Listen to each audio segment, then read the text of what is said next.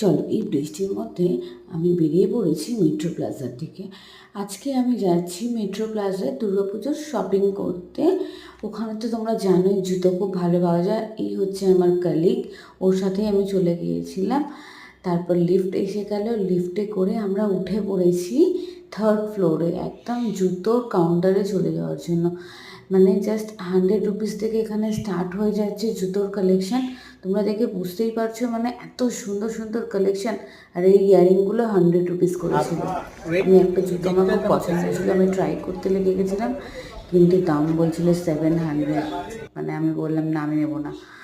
এত সুন্দর সুন্দর ব্যাগ দেখে তোমার মাথা খারাপ হয়ে যাচ্ছিলো, মানে জাস্ট আর কি বলবো। এই যে আমার কালেগ একটু ন্যাকামি করছে, আর তারপর আমিও একটু ন্যাকামি করে নিলাম। আর একটা জুতো কিনে নিয়েছিলাম। কিনে নিয়ে আমরা একটু মলটা ঘুরে তারপর আবার অফিসে ব্যাক করেছি এই বৃষ্টির মধ্যে।